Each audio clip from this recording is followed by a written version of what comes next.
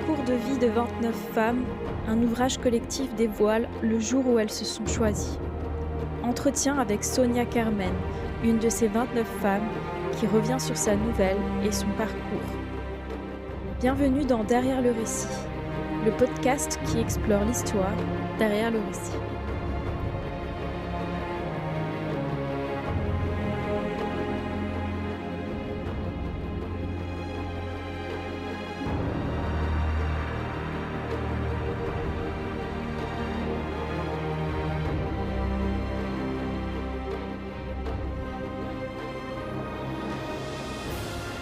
Alors bonjour Sonia, merci d'avoir accepté de discuter de ta nouvelle qui fait partie d'un ouvrage collectif qui s'appelle Le jour où elles se sont choisies, des éditions Mindset. Merci d'avoir accepté de faire de ça en vidéoconférence en fait. Merci. Parce Bonjour que Jennifer et à toi. Ouais, Merci à mais toi en même temps, pour cette opportunité. c'était un peu en même temps, c'était un petit peu obligé parce qu'on vit, de chaque côté de l'Atlantique donc je trouve ça intéressant que tu sois la première personne que j'invite et que Ah, c'est je gentil. j'interviewe, parce que, je pense on a aussi, cette vision d'expatriés. Moi depuis l'Angleterre, toi depuis les États-Unis, qui est assez intéressante C'est à vrai, explorer. Et du coup, c'est bien aussi de s'entraider entre entre auteurs, tout à entre fait. autrices, mais aussi surtout, dans cette communauté, qui est assez grande finalement d'expatriés, français, dans plein de Tout pays, à fait, anglophones et non c'est vrai. anglophones, dans le monde. Donc c'est super, d'avoir ça. Donc comme je l'ai dit, l'ouvrage, c'est un ouvrage collectif. Donc ta nouvelle fait partie, d'un recueil de 29 nouvelles, enfin de Autrice. textes, qui donc tu n'es pas la seule à avoir écrit ça. Hem, peut-être avant de commencer à parler de l'ouvrage, je voulais peut-être un peu revenir sur toi, sur ton parcours d'autrice et en tant que femme aussi parce que l'ouvrage se concentre sur les femmes le jour où elles ont décidé de se choisir De se choisir. et du coup, je pense que se concentrer sur ton parcours de femme, c'est aussi important que de se concentrer sur la partie autrice de toi. Voilà, j'aimerais bien que tu puisses nous dire un peu plus sur toi, ce qui t'a amené à te choisir et surtout, ce qui t'a amené à écrire. Parce que c'est aussi important, c'est un autre moment précis dans la vie. Tout à fait. Alors mon parcours, ouais, mon parcours de femme, mon parcours d'autrice. Beh, en fait, je dirais qu'ils sont, indissociables déjà. L'un a nourri l'autre et l'écriture a été le fil, conducteur de ma reconstruction. Alors, en tant que femme, j'ai traversé des épreuves marquantes dès l'enfance. Donc, des zones d'ombre et de violence dont il a fallu s'extraire. Alors, devenir autrice a été le moyen de reprendre le contrôle, je dirais, de mon histoire. Et puis, j'écris déjà depuis l'âge de mes 9 ans, hein, donc c'est pas non plus d'aujourd'hui. Et puis, avec mon premier livre autobiographique, il y a toujours un commencement. Je posais déjà les jalons de cette quête de liberté et de vérité. Donc, pour moi, l'écriture n'est pas un simple exutoire ou un passe-temps. Déjà, Mmh. c'est un outil qui me permet de transformer le négatif en positif. Et puis, de mettre des mots précis sur des réalités souvent passées sous silence et sculpter ma propre résilience aussi. Ouais, je dirais que écrire, c'est aussi aller à l'encontre de l'autre. Ça donne aussi les moyens à l'autre de, se, de nous connaître et puis de s'approprier aussi l'écriture des uns et des autres et puis de créer des ponts d'encre et de papier pour que les femmes, parce que là, la nouvelle parle pour les femmes dans l'ensemble, mais elles se sentent moins seules. Ah, c'est toujours en tant qu'autrice moi-même, je comprends le pouvoir de l'écriture sur soi et comment ça te définit, en fait. Ça te Complètement, permet d'exister, en fait, d'une manière différente. tout à fait. Je exactement. Du coup du coup, l'ouvrage, c'est comme je l'avais dit, tout à l'heure, c'est un ouvrage collectif. Donc les femmes qui ont écrit, elles viennent de différents milieux, de différentes villes, Complètement. même pays. Ah Qu'est-ce oui, tout à quel a fait. été le processus avec l'éditeur et comment ça s'est passé pour intégrer, en fait, ce projet collectif et si tu as pu rencontrer ces autrices, pour que vous ayez pu nourrir, vos histoires personnelles entre vous, ça aurait pu être intéressant si ça a été le cas, mais c'est toujours, Alors, c'est déjà, ouais, pour parler rien que de l'ouvrage en lui-même, j'ai eu une magnifique rencontre avec, Julie déjà en 2023, où je l'ai rencontrée lors, d'une séance de dédicace avec mon propre ouvrage, autobiographique en Bretagne parce qu'on est, toutes les 2 bretonnes et on est nées dans la même mmh. ville, à Carhaix. Donc, ça fait un petit clin d'œil. Et puis, et donc, c'est vrai que Julie, quand elle m'a contactée en octobre dernier, j'étais déjà dans le processus de l'écriture de mon propre roman et qui faisait aussi un peu référence à ma propre situation, ma propre vie. Donc, le travail avec Julie, en fait, et la maison Mindset a été une immense richesse parce que déjà, c'est un processus basé sur une grande confiance et un dialogue très régulier qu'elle a eu avec toutes les autrices et une écoute mutuelle indispensable pour un projet de façon aussi intime parce que forcément, Mmh. on s'est toutes dévoilées, on s'est toutes mis Mmh. à nu aussi. Et puis, Mmh. concernant par rapport les autres autrices, moi, j'avais déjà fait des rencontres avec certaines, dont une qui s'appelle Patricia Blondio, qui, qui était donc sur Instagram et on avait eu le cas d'échanger avant de signer avec les éditions Mindset. Donc on a pu se retrouver et échanger à nouveau.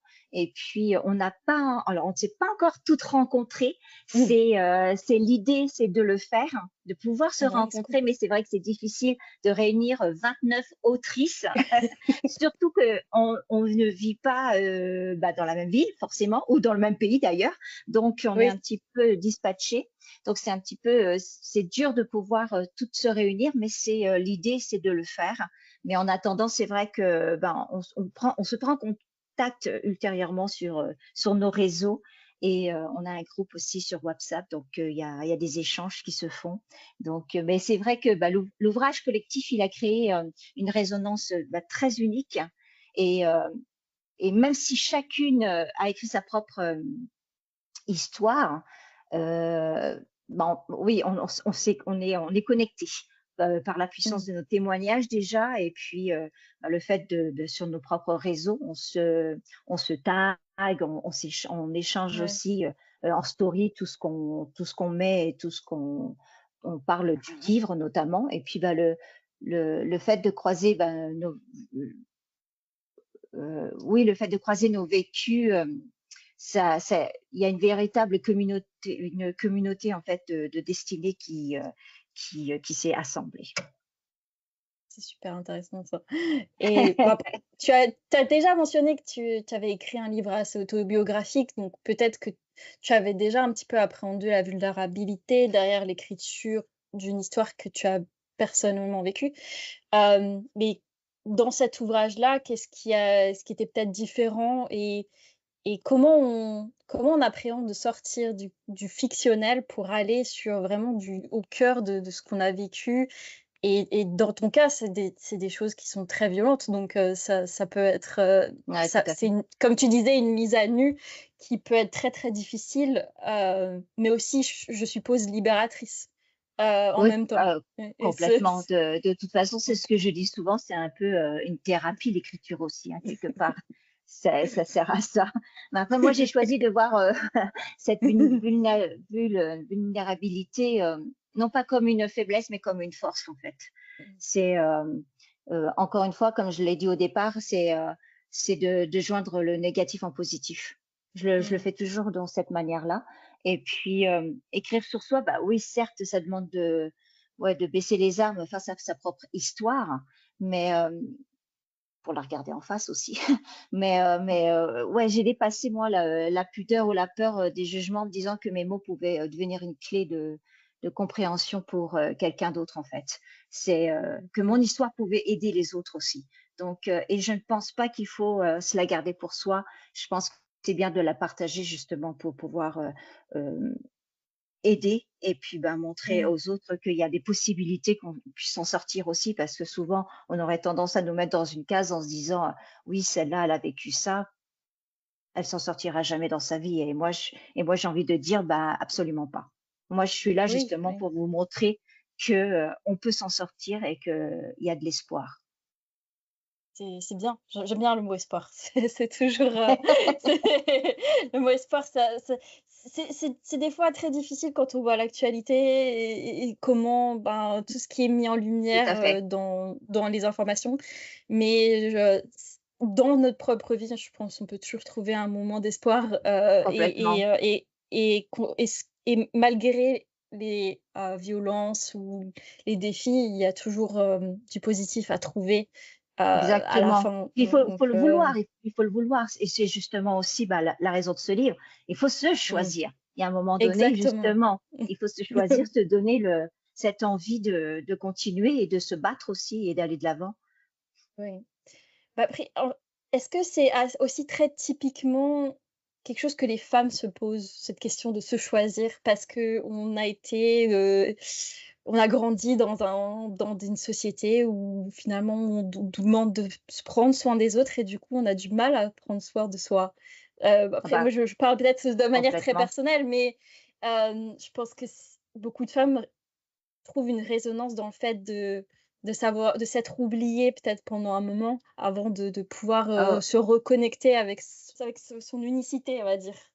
Bah, oui et bah, moi Mmh. j'ai lu le livre, hein, donc j'ai lu aussi toutes les histoires de chacune et oui, en fait, c'est ça, même par rapport au travail, par rapport, à la maladie, parce que toutes les histoires sont complètement toutes différentes. C'est 29 histoires Oui, vraiment, qui n'ont, pas forcément de lien, mais c'est vrai que le lien quand même qui nous lie, c'est justement ça on ne s'est pas choisi à la base.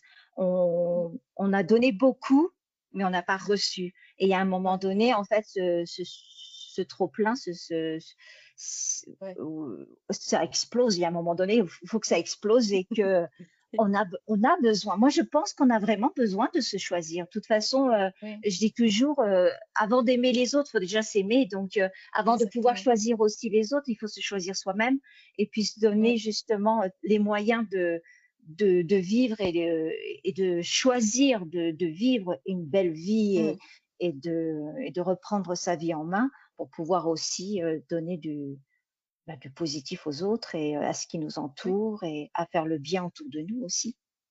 ah oui, tout à fait, tout à fait. Hem, Tu l'as mentionné un peu tout à l'heure, mais le mot-clé quand on lit les histoires finalement, c'est le mot résilience et en quoi ça a été utilisé, ça peut être utilisé dans des, contextes complètement différents. Mais pour toi, qu'est-ce qui représente, vraiment ce mot, dans ton expérience personnelle? Bah, moi, c'est déjà un mot qui vibre très fort en ce qui me concerne parce que moi, je l'emploie tout le temps. La Mmh. résilience fait partie déjà de tous mes romans. Il est dans mon nouveau roman aussi. Il est dans le titre aussi de mon dernier manuscrit de poésie. Donc, oui, pour moi, la résilience n'est pas une fin en soi déjà parce que c'est un état passif où on ne se contente pas de survivre, Oui. ou de pardonner l'inacceptable, parce que moi, c'est ce que je parle aussi dans mon premier roman. Mais la résilience, c'est une action aussi. Euh, Mmh. c'est de refuser de rester une victime aux yeux bah, du monde et de soi-même, et pour devenir pleinement l'artisan de sa vie. Donc, Ouais. la résilience, c'est pas seulement un mot, c'est une Non, bien action. sûr. Ouais, c'est bien plus qu'un mot. Je comprends tout à fait. Je pense sincèrement que les 29 autrices, enfin les 28 parce que 29 avec moi, mais les 28 autres autrices ont aussi utilisé ce mot résilience dans chaque nouvelle. Oui. Oui, c'est pour ça que c'est vraiment le mot qui m'est venu à l'esprit en les Ouais, lisant. complètement.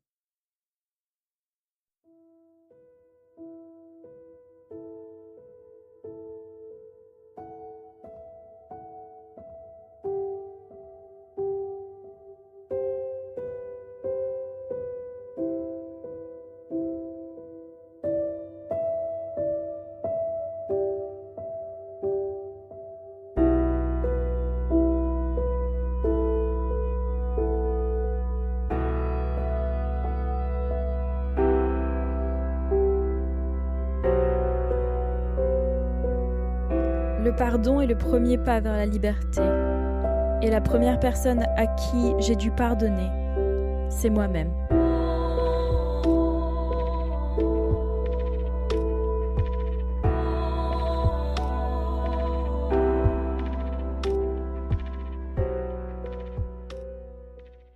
Et dans ta nouvelle, tu évoques, particulièrement des violences que tu as connues dès l'enfance, mais tu mets aussi en avant que ça a un impact sur toi.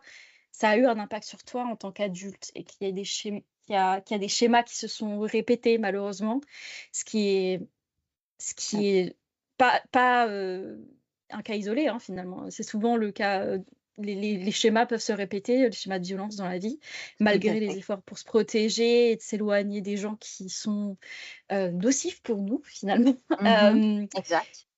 Qu'est-ce que ça a eu comme effet pour toi dans ta capacité à te protéger, à protéger tes enfants, malgré les schémas qui se répètent, en fait? C'est qu'est-ce qui oui, Ah bah, déjà, qu'est-ce que ça a eu ouais, comme effet? Mmh. alors, bah, au départ, c'est, pendant longtemps déjà, ouais, cette répétition quoi, en fait, elle a généré un sentiment d'impuissance et Mmh. contre moi-même, en fait. On se demande pourquoi on n'a pas, on n'a pas vu venir les signaux d'alarme. Parce que ça Mmh. aussi,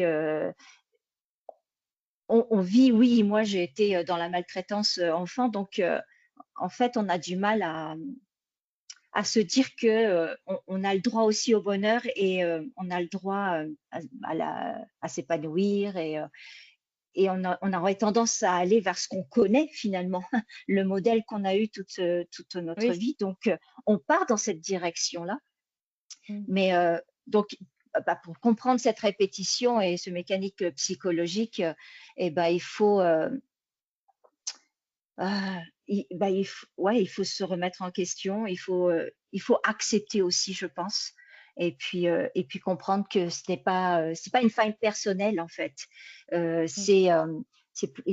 Ouais, il faut un déclic majeur. Et moi, à ce moment-là, moi, mon déclic, c'est mes enfants, ouais. Comme tu l'as dit, Mmh.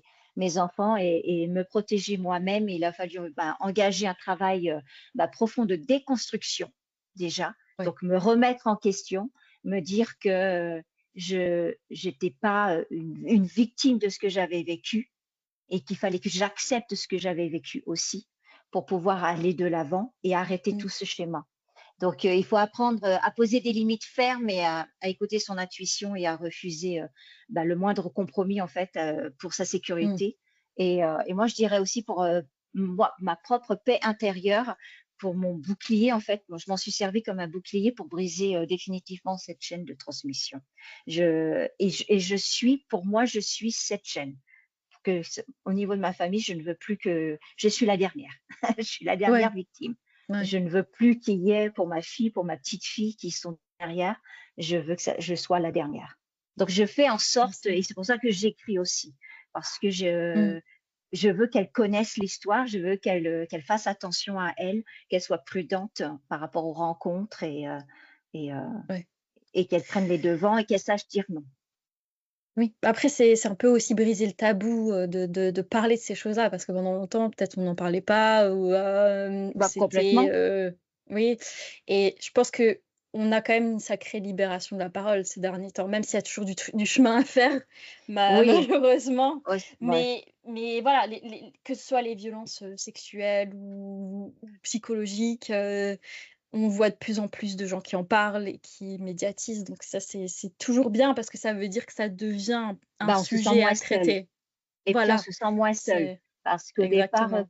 parce que c'est vrai que tant qu'on n'en parlait pas, et ben, on se demande si ça arrive aussi à son voisin finalement. Est-ce qu'on est toute Mmh. seule à, à le vivre? Et c'est vrai que ça fait du bien, même c'est vrai que bon, au niveau de la médiation, après il y a une certaine limite, je trouve aussi il y a peut-être parfois c'est abusif, mais c'est toujours important de savoir qu'on n'est pas seul. Oui. Et c'est le sentiment de solitude, ça renforce encore plus, le trauma, je pense, en soi. Complètement, Donc tout à fait. tu dis que, voilà, tu étais partie, avec tes enfants, tu as quitté ton conjoint et tu as dû, en France, affronter malheureusement le système pour pouvoir te protéger et protéger tes enfants. Les failles du système, on commence un petit peu à les voir de plus en plus, malheureusement, Ouais. et qu'il y a encore beaucoup de travail à faire là-dessus, hein, on va pas se mentir. Toi, en tant que personne qui a dû naviguer ce système, qu'est-ce que est-ce que tu considères que l'affronter en tant que victime, c'est aussi un autre vecteur de violence? Heu, Complètement, ouais, c'est complètement, totalement. Bah, déjà, ça demande une énergie surhumaine. Ensuite, parce qu'on est déjà, à terre et qu'il faut, bah, se relever et trouver, cette puissance justement et essayer de taper aux portes, mais aux mmh. bonnes portes. Mais, souvent les portes restent fermées, malheureusement. Enfin moi dans mon cas, parce que ça date déjà, d'il y a 20 ans.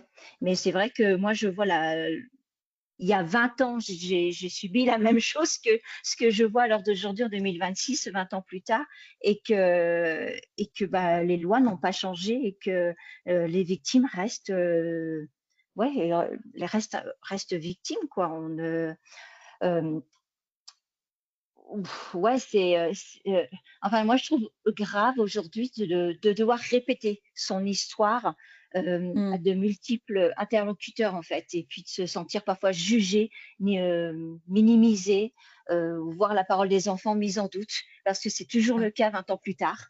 Ça ah, constitue un véritable second traumatisme, comme tu le disais, parce que automatiquement, ben, on se dit que mmh, bah, pourquoi on n'est pas cru, pourquoi on n'est pas mmh. écouté, pourquoi il n'y a pas d'action qui se fait.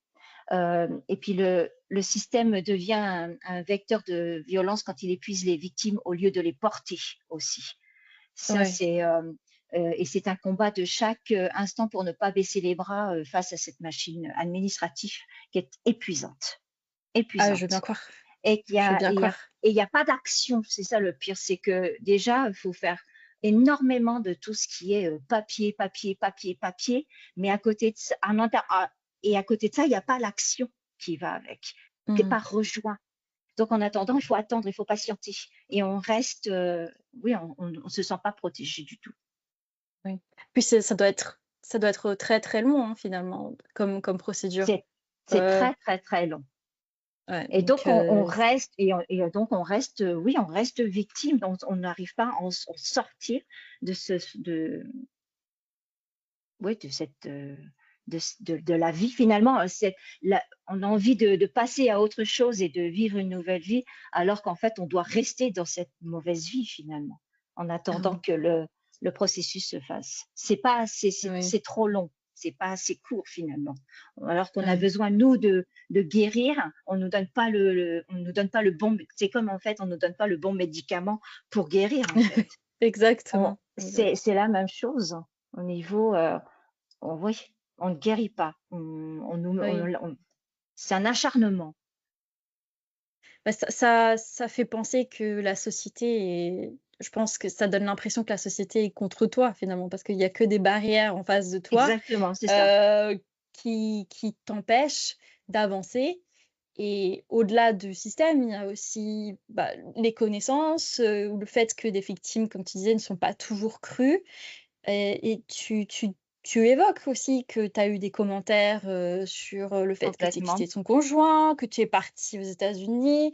Je pense que tu as voilà, il y a souvent des amitiés brisées, des parents qui ne comprennent pas ces choix-là, parce qu'ils n'étaient pas au cœur de ces violences-là, ils ne voyaient pas le quotidien derrière.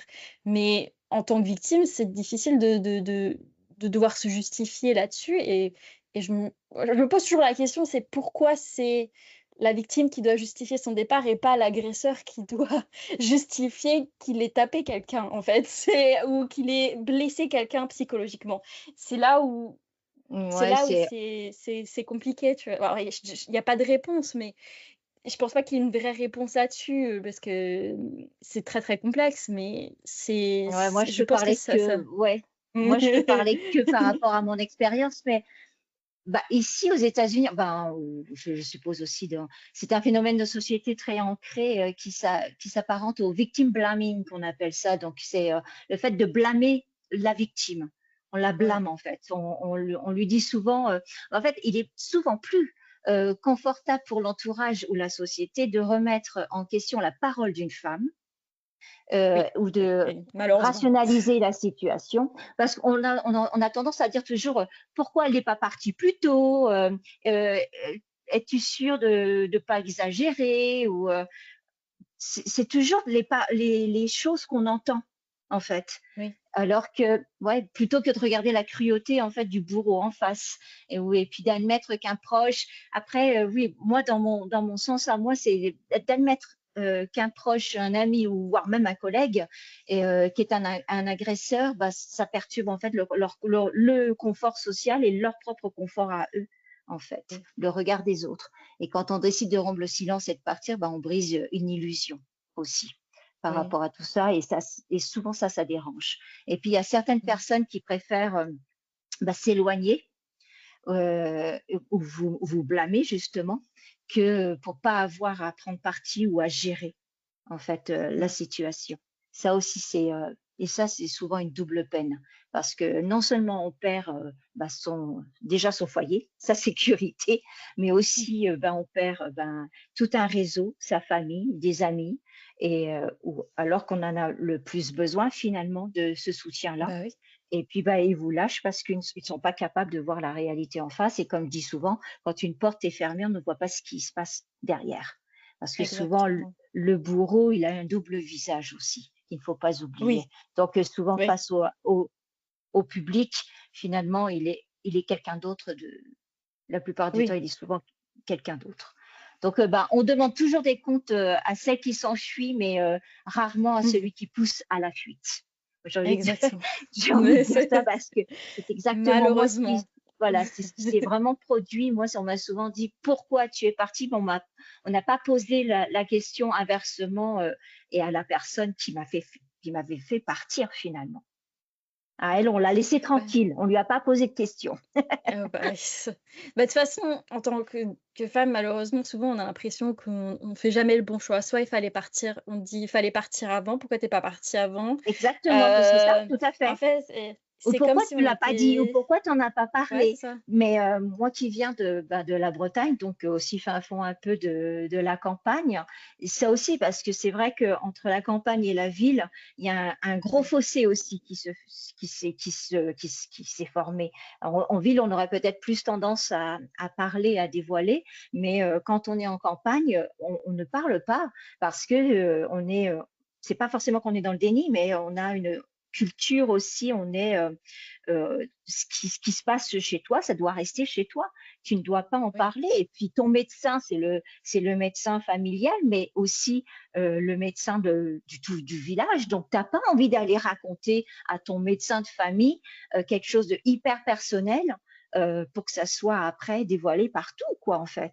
Il y a ce côté aussi euh, très intimiste, quoi, quelque part. oui. Se dévoiler, raconter. C'est pas dans les villages, on raconte pas. On aurait tendance au contraire, à bah, fermer sa porte et puis à rester derrière et puis Oui, à éviter de parler de ce qui se passe chez toi, quoi. oui, parce que tout le monde se connaît finalement, donc Ben oui. c'est voilà, c'est non, Et puis mais encore une c'est vrai. fois, il y a encore une fois, l'autre personne a double visage aussi. Donc déjà, on se le dit à soi-même, qui va me croire? Si je parle déjà, qui va me croire? Bah, oui, oui, Donc, eh ben, souvent, la plupart des femmes ne parlent pas. Et aussi à cause de ça, oui, parce qu'il y a un manque de communication et de croyance oui. finalement. Et puis ces agresseurs-là qui ont des doubles visages peuvent faire croire aux victimes que c'est elles qui inventent tout. Et Oui, c'est des aussi, choses, c'est des mécanismes. Il y a des mécanismes très pervers d'ailleurs. Donc ça, bon, complètement. pas pour tous, mais ça peut être le cas. Et ça rend encore plus difficile de se rendre compte qu'on est dans une situation de violence. Tout à fait. Et d'en sortir, c'est encore plus difficile du coup. Et Mais puis, bah, puis il faut l'accepter aussi de l'être aussi. Il y a un moment aussi, oui, il oui. y a c'est ce que je dis toujours, il y a un travail, hein, c'est un travail, Mmh. qui est longue haleine finalement parce qu'il faut déjà aussi, le reconnaître Oui, qu'on est victime, il faut le reconnaître, il faut l'accepter et c'est seulement qu'à partir de dès qu'on l'a on le sait, dès qu'il y a l'acceptance, c'est là que je pense que le travail peut se faire et on se choisit. exactement. C'est important.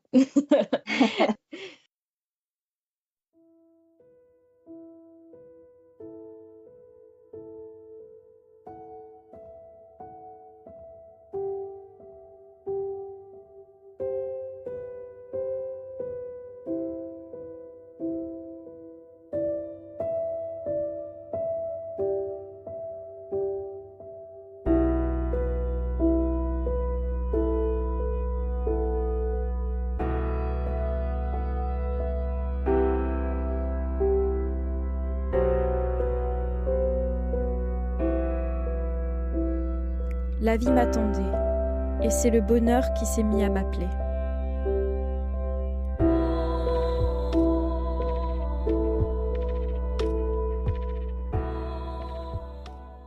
Pour, une dernière question, notamment sur l'ouvrage, comme tu as dit, c'est des parcours de femmes, dans leur individualité, donc c'est des parcours complètement différents. Mais Complètement, oui. beaucoup parlent de violence aussi, hein. Il y a beaucoup d'alertes violence au début, donc c'est qu'il y a Oui, qu'aussi un dénominateur assez commun malheureusement dans ces destins de femmes, oui, oui, oui, que qui ont ça soit réussi dans à le travail, ouais, sur la maladie, ouais, beh, oui, c'est ça en fait, on se retrouve tous ouais, dans le même schéma, c'est, toujours, non, on n'a pas la parole, non, on mmh va mh. pas nous croire, non, il y a toujours ces Oui, il y a un noyau en fait à chaque fois, sur toutes ces histoires, il y a toujours le même noyau.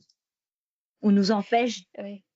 on nous empêche de ouais, d'aller de l'avant en Oui. fait, donc Mais en soi, ces histoires qui sont complètement différentes, finalement, elles construisent un peu une sororité entre vous, mais ça peut construire des sororités, heu, à des lectrices qui sont peut-être en train de vivre ce genre de situation et qui n'ont pas encore le courage de se choisir ou de partir, dans certains cas.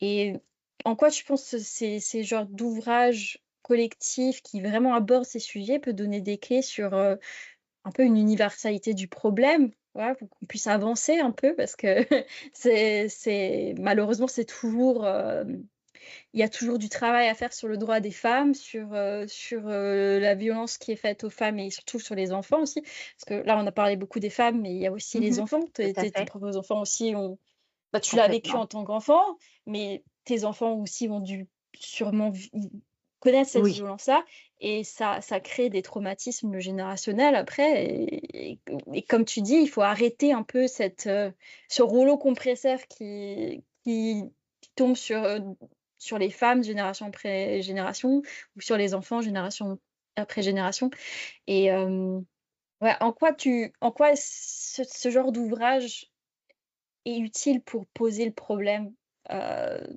au-delà en dehors du foyer finalement. Parce que ça, Oui, oui, c'est oui. tu dis on ouvre la là, c'est un peu ouvrir la porte. Au lieu de fermer la Ouais, porte, on ferme la porte, on n'en parle pas parce que c'est la famille et on ne parle pas de ce qui se passe dans la famille en dehors de chez nous. On ouvre la porte et on en parle parce que c'est important. ouais, bah, oui, l'ouvrage, bah, le fait, bah, justement qu'il y ait, des histoires complètement différentes, chacun en l'ouvrant, cet ouvrage-là va avoir son histoire, en fait.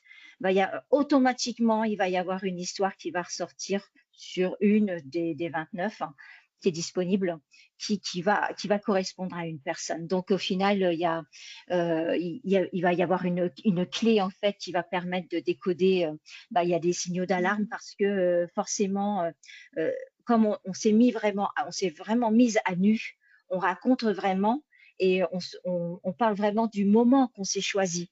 Donc, on donne ces clés-là, on donne le déclic du comment et du pourquoi et comment c'est arrivé finalement. Donc, oui, ça permet, ouais, l'ouvrage permet de décoder certains signaux d'alarme, mais aussi de comprendre la complexité du départ et de normaliser la parole. Et puis, il s'adresse à la fois aux femmes qui souffrent encore en silence, mais pour leur murmurer que, en fait, la liberté est possible et qu'une main qui se tend à travers la sororité, justement, ben, elle permet, oui, ça permet de s'adresser aussi à la société dans son ensemble, finalement. Oui, oui, c'est vrai que quand tu, quand tu dis ça, quelque part, bah, plus en fait maintenant, plus on en parle en fait, et plus on y arrive. Oui, c'est un livre qui est vraiment pour faire avancer aussi, pas seulement que le grand public, mais les institutions finalement, pour qu'ils puissent euh, cesser de voir, ouais, les violences comme des faits divers ou des affaires Oui, privées, mais plutôt comme une urgence de santé quelque part en fait, publique, comme je oui, parlais tout à l'heure exactement. avec. C'est comme un médicament, ben, il faut lui donner C'est le ça. bon médicament. C'est pas, il faut pas faire des Mm, essais en fait. Et puis mm, je pense aussi que ça, surtout dans l'éducation aussi, je pense oui. on devrait l'apprendre dès l'enfance aussi. Et puis, euh, ouais, ce livre-là, ouais, le jour où elles se sont choisies, c'est une invitation à ouvrir les yeux aussi bah, sur plein de phénomènes finalement. Parce que, ouais, encore une fois, les histoires sont tellement différentes les unes aux autres que, euh, ouais, c'est se soutenir sans forcément porter un jugement et puis bah, Mm. bâtir une culture de l'écoute et de la protection. Je Ah. il est nécessaire. Alors d'aujourd'hui, il est nécessaire d'avoir des livres comme ça. Bah, écoute, c'est très puissant et j'aime beaucoup Ben, ce genre de message.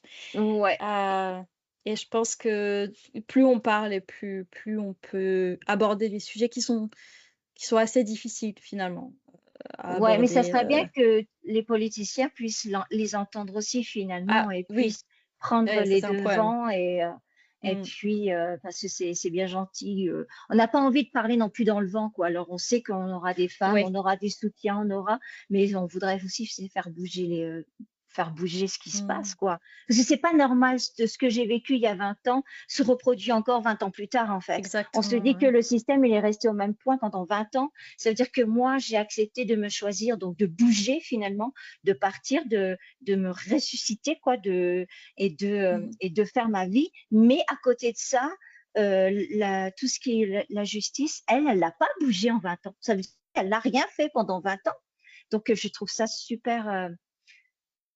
Ouais, tu te dis, waouh, dans quel monde on vit, quoi. est-ce que tu sais s'il y a des liens, avec les associations pour la protection des femmes et des enfants qui sont faits pour, bah, justement parler de ce livre un peu plus, un peu plus généralement? Parce que souvent je pense qu'ils essayent d'aborder ça avec les institutions politiques, mais, c'est vrai il faut aussi que le message du livre ressorte et Complètement. dans cet océan de livres qui sort tous les jours tous les ans, c'est difficile aussi de faire sortir ce message-là. Il faut trouver les bons canaux, et éventuellement ça peut être un canal, intéressant. Oui, l'éditrice Julie Dénès, notre participation avec ce livre, il y a déjà une partie des bénéfices de ce livre partent pour une association de femmes.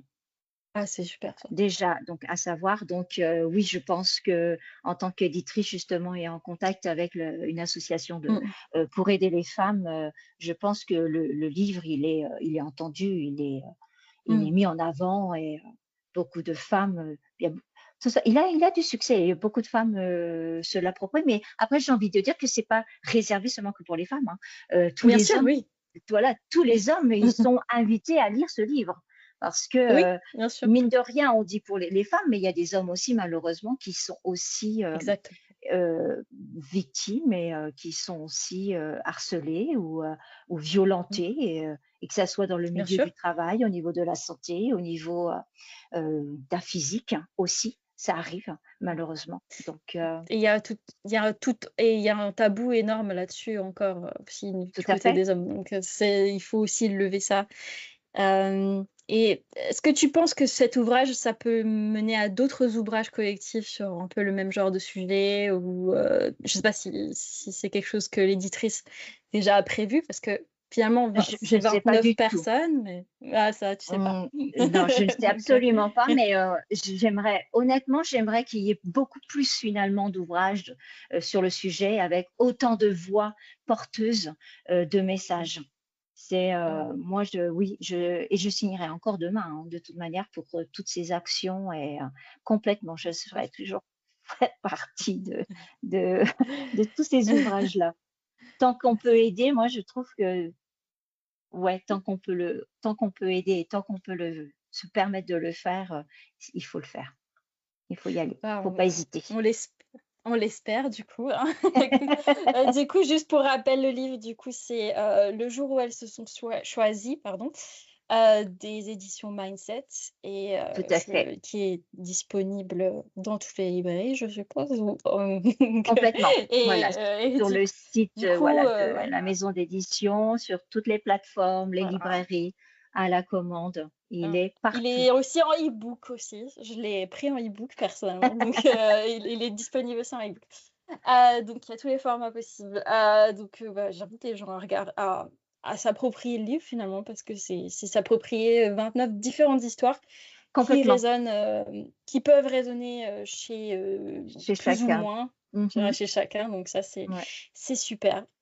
Bah, écoute, merci d'avoir fait cette interview et j'espère que ce livre aura encore beaucoup de succès et que tu J'espère aussi. continueras à écrire sur ton expérience et à développer tes projets d'écriture. C'était super de parler avec toi. Merci beaucoup, Jennifer. Et, oui, je continue d'écrire.